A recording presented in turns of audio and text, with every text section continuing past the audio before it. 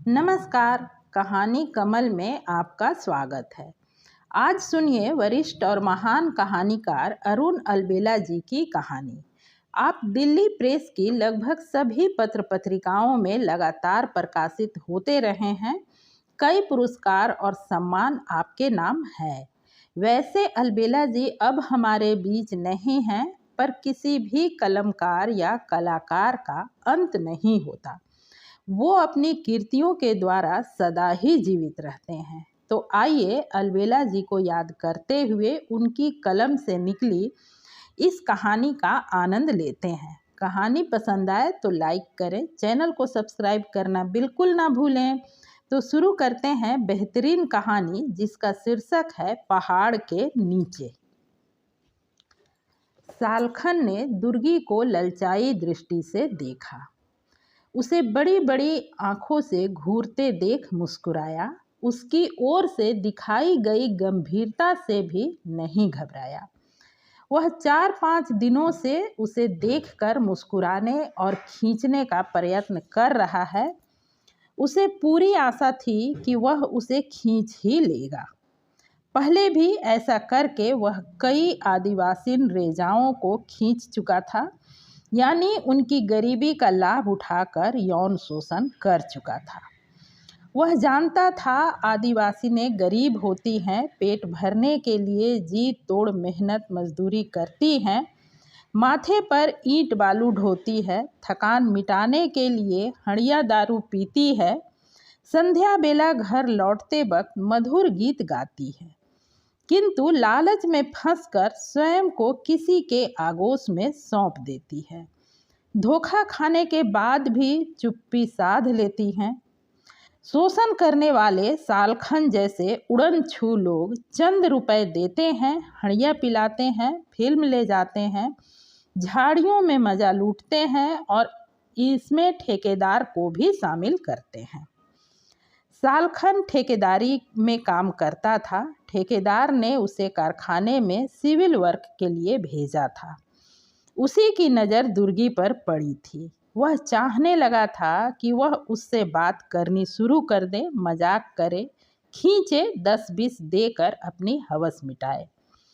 दुर्गी यानी दुर्गा नित्य साइकिल से आती, ठेहुने तक सूती साड़ी में लिपटी, जूतियां पहने। साफ जाहिर होता कि शहर के निकटवर्ती ग्रामीण इलाके से आती है। आते ही झाड़ू उठाकर विभाग की सफाई में लग जाती। देखने में सांवली किंतु आकर्षक थी। दांत एकदम सफ़ेद, बाल कसे हुए और काले गठीले शरीर।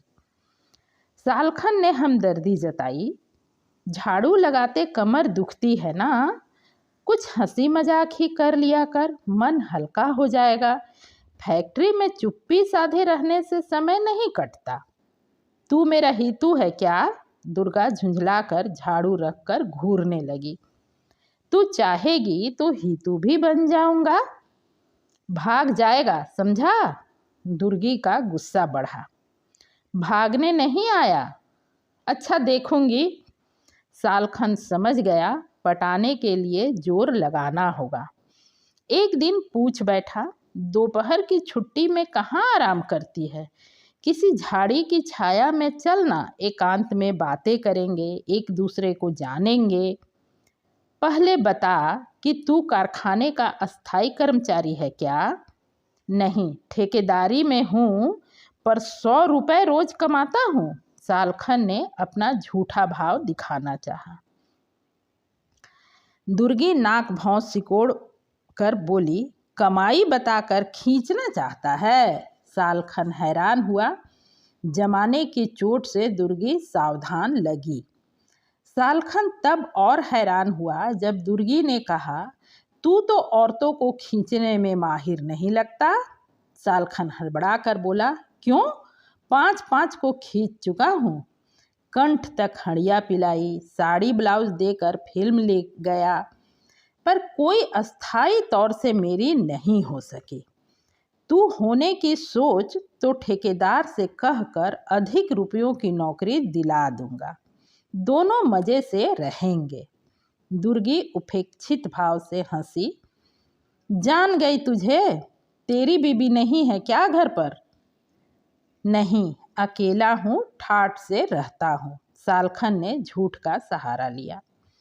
दुर्गी फिर झुंझलाई, तब तो तू नामर्द लगता है, एक बीबी भी नहीं रख सका। सालखन तिलमिला गया, दो दो को रख कर छोड़ चुका हूँ, कमाती न थी ना, तू चाहे तो तुझे आराम से रखूँगा। दुर्गी ने व्यंग कसा, तुझे कमाई करने वाली औरत चाहिए, ठेकेदार के अंडर में काम कराएगा, है ना? दुर्गी गंभीर हो उठी, तू मुझे क्या रखेगा रे? मैं चाहूँ तो तुझे रख कर पाल सकती हूँ। मैं यहाँ सफाई विभाग में अस्थाई कर्मचारी हूँ। प्रोविडेंट फंड, सोसाइटी सब कटता है, 5,000 महीने में मिलते हैं। अपने 2 बेटों को हाई स्कूल में पढ़ाती हूँ, बड़ा आदमी बनाने के लिए। सालखन चौंका, उसे ऐसी आशा न थी।